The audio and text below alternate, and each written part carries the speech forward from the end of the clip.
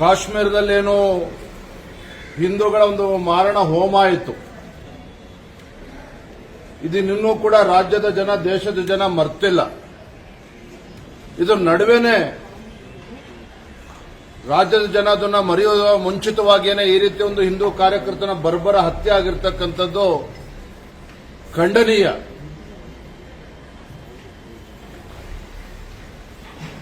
ಎಲ್ಲೋ ಒಂದು ಕಡೆ ರಾಜ್ಯದಲ್ಲಿ ಸಿದ್ದರಾಮಯ್ಯ ನೇತೃತ್ವದ ಕಾಂಗ್ರೆಸ್ ಸರ್ಕಾರ ಬಂದ ನಂತರದಲ್ಲಿ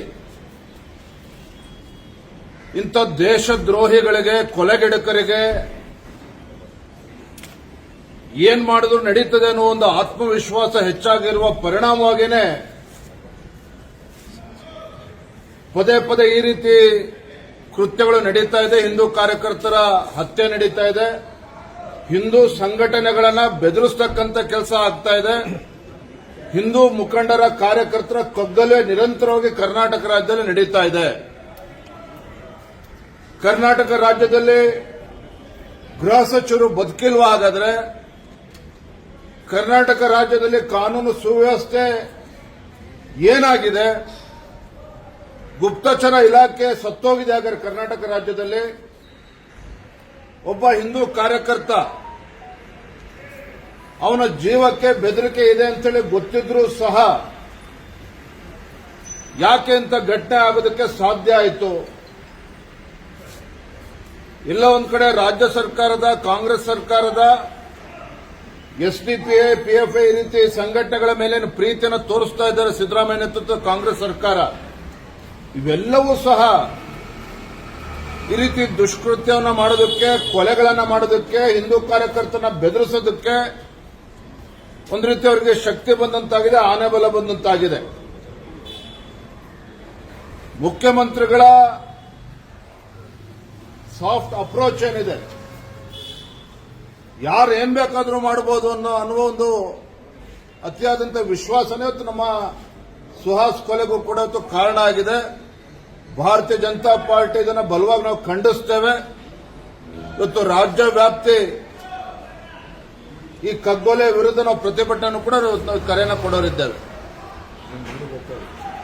ಮಂಗಳೂರಿಗೆ ಹೊರಟಿದೆ, ನಾನು ಕೂಡ ಮಂಗಳೂರಿಗೆ ಹೋಗ್ತಾ ಇದ್ದೇನೆ. ಸುಹಾಸ್ ಅವರ ಅಂತ್ಯ ಸಂಸ್ಕಾರದಲ್ಲಿ ನಾನು ಕೂಡ ಭಾಗವಹಿಸ್ತೇನೆ. ಆಮೇಲೆ ಪಕ್ಷದ ಮುಖಂಡರು ಕೂಡ ಅಲ್ಲಿ ಬರ್ತಾ ಇದ್ದಾರೆ.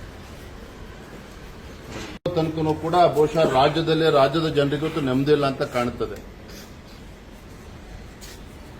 ಮುಖ್ಯಮಂತ್ರಿಗಳ ಹೇಳಿಕೆ ಇತ್ತೀಚಿನ ದಿನಗಳಲ್ಲಿ ತಾವು ಗಮನಿಸ್ತಾ ಇದ್ದೀರಿ. ಕಳೆದ 4-5 ತಿಂಗಳುಗಳಿಂದ ಅವರ ಹೇಳಿಕೆಗಳು ನಿರಂತರವಾಗಿ ಇಂಥ ದೇಶದ್ರೋಹಿಗಳಿಗೆ ಒಂದು ರೀತಿ ಶಕ್ತಿ ಕೊಡ್ತಾ ಇದ್ದಾರೆ. ಗೃಹ ಸಚಿವರ ಒಂದು ನಿಷ್ಕ್ರಿಯತೆ, ಗೃಹ ಇಲಾಖೆಯ ಒಂದು ನಿಷ್ಕ್ರಿಯತೆ ಇವತ್ತು ಕರ್ನಾಟಕ ರಾಜ್ಯದಲ್ಲಿದುವ ಅಥವಾ ಪಾಕಿಸ್ತಾನದಲ್ಲಿದುವ ಅನ್ನುವ ಚರ್ಚೆ ಇವತ್ತು ರಾಜ್ಯಾದ್ಯಂತ ಇವತ್ತು ನಡೀತಾ ಇದೆ. ಎಲ್ಲೋ ಒಂದು ಕಡೆ ರಾಜ್ಯ ಸರ್ಕಾರದ ಮೃದು ಧೋರಣೆ ಏನಿದೆ, ಇವತ್ತು ರಾಜ್ಯ ಸರ್ಕಾರದ ಹಿಂದೂ ವಿರೋಧಿ ನಡವಳಿಕೆಗಳು, ರಾಜ್ಯ ಸರ್ಕಾರದ ಹಿಂದೂ ವಿರೋಧಿ ನೀತಿಗಳು, ಇವೆಲ್ಲವೂ ಕೂಡ ಇಂಥ ದೇಶದ್ರೋಹಿಗಳಿಗೆ ಇವತ್ತು ಶಕ್ತಿಯನ್ನು ತುಂಬುತ್ತಾ ಇದೆ. ತೀರ್ಮಾನ ಮಾಡಿದ್ದಾರೆ ಅಂತೇಳಿ ನಾಚಿಕೆ ಆಗಬೇಕಿತ್ತು ಕಾಂಗ್ರೆಸ್ನವರಿಗೆ. ನಿಜವಾಗ್ಲೂ ಕೂಡ ಕಾಂಗ್ರೆಸ್ನವರಿಗೆ ಕಳಕಳಿ ಇದ್ದಿದ್ದೇ ಆದರೆ ಸ್ವಾತಂತ್ರ್ಯ ಬಂದ 55-60 ವರ್ಷಗಳ ಕಾಲ ಆಡಳಿತ ನಡೆಸಿರ್ತಕ್ಕಂಥ ಕಾಂಗ್ರೆಸ್ ಪಕ್ಷ ಯಾಕೆ ಇಂದಿರಾ ಗಾಂಧಿ ಅವ್ರ ಕಡೆಯಲ್ಲಿ ಮಾಡೋಕ್ಕಾಗಲಿಲ್ಲ?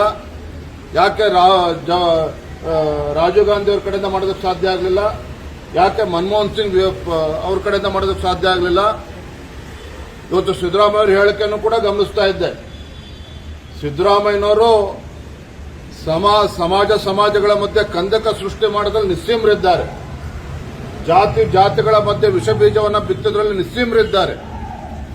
ನಿಮ್ಮ ಜಾತಿ ಜನಗಣತಿ ಬಗ್ಗೆ ಭಾರತೀಯ ಜನತಾ ಪಾರ್ಟಿ ಎಲ್ಲ ವಿರೋಧ, ಆಡಳಿತ ಪಕ್ಷದ ಕ್ಯಾಬಿನೆಟ್ ಸದಸ್ಯರು ಕೂಡ ವಿರೋಧ ಮಾಡಿದ್ದಾರೆ. ಅದಕ್ಕೇನು ಉತ್ತರ ಕೊಡ್ತಾರೆ ಸಿದ್ದರಾಮಯ್ಯನವರು? ಕಾಂಗ್ರೆಸ್ ಪಕ್ಷದ ಹಿರಿಯ ಮುಖಂಡರಾಗಿರ್ತಕ್ಕಂಥ ಮಾಜಿ ಮುಖ್ಯಮಂತ್ರಿಗಳು ವೀರಪ್ಪ ಮೊಯ್ಲಿನೂ ಕೂಡ ಹೇಳಿದ್ದಾರೆ, ಇದು ಟೋಟಲಿ ಅನ್ಸೈಂಟಿಫಿಕ್ ಮತ್ತೆ ಔಟ್ಡೇಟೆಡ್ ಅನ್ನೋದನ್ನ ಸ್ವತಃ ವೀರಪ್ಪ ಮೊಯ್ಲಿ ಮಾಜಿ ಮುಖ್ಯಮಂತ್ರಿಗಳು ಹೇಳಿದ್ದಾರೆ. ಇದಕ್ಕೆ ಬಂದು ಸಿದ್ದರಾಮಯ್ಯ ಉತ್ತರ ಕೊಡಲಿ. ಭಾರತೀಯ ಜನತಾ ಪಾರ್ಟಿ ಮೇಲೆ ಗೂಬೆ ಕೂರಿಸೋದಲ್ಲ. ಭಾರತೀಯ ಜನತಾ ಪಾರ್ಟಿ ಹಿಂದುಳಿದ ಸಮುದಾಯಗಳ ಪರವಾಗಿದೆ. ದೇಶದ ಪ್ರಧಾನಮಂತ್ರಿ ನರೇಂದ್ರ ಮೋದಿಜಿಯವರಾಗಲಿ, ನಮ್ಮ ರಾಷ್ಟ್ರೀಯ ಅಧ್ಯಕ್ಷರಾಗಲಿ, ಭಾರತೀಯ ಜನತಾ ಪಾರ್ಟಿ ಇವತ್ತು ಶೋಷಿತ ಪೀಡಿತ ಸಮುದಾಯಗಳು, ಹಿಂದುಳಿದ ಸಮುದಾಯಗಳ ಧ್ವನಿಯಾಗಿ ಆಧಾರ ಒಂದು ರಾಜಕೀಯ ಪಕ್ಷ ಕೆಲಸ ಮಾಡ್ತದೆ ಅಂತ ಹೇಳಿದ್ರೆ ಅದು ಭಾರತೀಯ ಜನತಾ ಪಾರ್ಟಿ ಮಾಡ್ತದೆ, ಕಾಂಗ್ರೆಸ್ ಪಕ್ಷ ಅಲ್ಲ. ಹಾಗಾಗಿ ಸಿದ್ದರಾಮಯ್ಯನವರು ಈ ರೀತಿ ದ್ವಂದ್ವ ನಿಲುವನ್ನ ಬಿಡ್ಲಿ. ನನ್ನ ಒಂದೇ ಪ್ರಶ್ನೆಗೆ ಸಿದ್ದರಾಮಯ್ಯನವರು ಉತ್ತರ ಕೊಡ್ಲಿ, ಉಳಿದಿದ್ದ ಪುಕ್ಷೇಟ ಭಾಷಣ ಆಮೇಲೆ ಮಾಡ್ಕೊಳ್ಳಿ. ಯಾಕೆ ಸಿದ್ದರಾಮಯ್ಯನವರೇ, ನೀವು 2014ರಲ್ಲಿ ನೀವೇ ಮುಖ್ಯಮಂತ್ರಿಗಳಿದ್ರಿ, ತಾವು ಮುಖ್ಯಮಂತ್ರಿಗಳಿದ್ದಾಗ 2015ರಲ್ಲಿ ವರದಿ ಮಂಡನೆ ಆಗಿದೆ. ಆದರೆ ಒರಿಜಿನಲ್ ಪ್ರತಿನೂ ಕೂಡ ಇವತ್ತು ಕಾಣ್ತಾ ಇಲ್ಲ. ಇವತ್ತು ಕಾಂತರಾಜ್ ವರದಿ ಒರಿಜಿನಲ್ ಪ್ರತಿ ಎಲ್ಲಿದೆ? ಇವತ್ತು ಜಯಪ್ರಕಾಶ್ ಹೆಗಡೆ ಅವರು ಯಾವ ಆಧಾರದ ಮೇಲೆ ಈ ಅಂಕಿಅಂಶಗಳು ಕೊಟ್ಟಿದ್ದಾರೆ? ಅವರೇ ಕೊಟ್ಟಿದ್ದಾರೋ ಇವರೇ ಸೃಷ್ಟಿ ಮಾಡಿಕೊಂಡಿದ್ದಾರೋ? ಹಾಗಾಗಿ ಮುಖ್ಯಮಂತ್ರಿಗಳ ಪ್ರಾಮಾಣಿಕತೆಯ ಕೊರತೆ ಈ ವಿಚಾರದಲ್ಲಿ ಎದ್ದು ಕಾಣ್ತಾ ಇದೆ. ಸಿದ್ದರಾಮಯ್ಯನವರು ನಿಜವಾಗ್ಲೂ ಕೂಡ ಪ್ರಾಮಾಣಿಕತೆ ಇದ್ದಿದ್ದೇ ಆದರೆ ಅವರ ಹಿಂದಿನ ಅವಧಿಯಲ್ಲೇ ಈ ಒಂದು ವಿಚಾರವನ್ನು ಯಾಕೆ ಅನುಷ್ಠಾನ ಮಾಡೋದಕ್ಕೆ ಸಾಧ್ಯ ಆಗಲಿಲ್ಲ? ಈ ಪ್ರಶ್ನೆಗೆ ಉತ್ತರ ಕೊಡದೇನೆ, ವೀರಪ್ಪಯ್ಯನವರು ಎತ್ತಿರ್ತಕ್ಕಂಥ ಪ್ರಶ್ನೆಗೆ ಉತ್ತರ ಕೊಡದೇನೆ, ಸಿದ್ದರಾಮಯ್ಯನವರು ತಮ್ಮ ಕ್ಯಾಬಿನೆಟ್ ಸದಸ್ಯರು ಎತ್ತಿರ್ತಕ್ಕಂಥ ಪ್ರಶ್ನೆಗೆ ಉತ್ತರ ಕೊಡಕ್ಕೆ ಸಾಧ್ಯ ಆಗದೇನೆ ಭಾರತೀಯ ಜನತಾ ಪಾರ್ಟಿ ಮೇಲೆ ಗೂಬೆ ಕೂರ್ಸಕ್ಕೆ ಕೊಟ್ಟಿದ್ದಾರೆ. ಜಾತಿ ಜನಗಣತಿಯಲ್ಲಿ ರಾಜಕೀಯ ಮಾಡಕ್ಕೆ ಕೊಟ್ಟಿರ್ತಕ್ಕಂಥವ್ರು ಸಿದ್ದರಾಮಯ್ಯನವರು, ಕಾಂಗ್ರೆಸ್ ಪಕ್ಷ. ಆದ್ರೆ ಜಾತಿಗಳಿಗೆ ನ್ಯಾಯ ಕೊಡಬೇಕು ಅಂತೇಳಿ ರಾಜಕಾರಣ ಮಾಡದೇನೆ ನ್ಯಾಯ ಕೊಡಬೇಕು ಅನ್ನುವ ತೀರ್ಮಾನಕ್ಕೆ ಬದ್ಧತೆಗೆ ಇರತಕ್ಕಂಥದ್ದು ಭಾರತೀಯ ಜನತಾ ಪಾರ್ಟಿ, ನರೇಂದ್ರ ಮೋದಿಜಿ ಸರ್ಕಾರಕ್ಕೆ ಇರತಕ್ಕಂಥದ್ದು. Thank you. Aware of the threat to the life of Suhas Shetty. Why did the department keep quiet? Even the department was aware there was a severe threat for his life. Yesterday's brutal murder of Hindu Karyakarta Suhas Shetty, it is a threat to Hindu organizations and Hindu activists. After Siddaramaiah has come to power, after Congress government has come to power in Karnataka, this is not a stray incident. There is a series of murders of Hindu activists that is taking place in Karnataka. I really doubt whether intelligence department exists in Karnataka. Where is Home Minister? He is missing from action. In spite of repeated murders of Hindu activists, Hindu Karyakarta, the soft corner of Chief Minister Siddaramaiah towards anti-national elements, the soft corner of Congress government towards anti-social elements against gundas.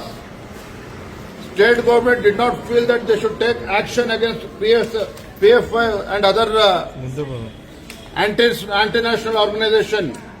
The soft corner of the Congress government has led to the brutal murder of Hindu Karyakarta Suhas Shetty.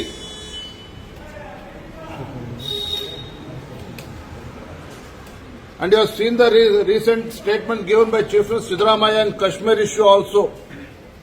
After Pahalgam incident, Siddaramaiah's statement and also his attitude has given big strength to anti-national elements in Karnataka. Bharatiya Janata Party, we strongly condemn the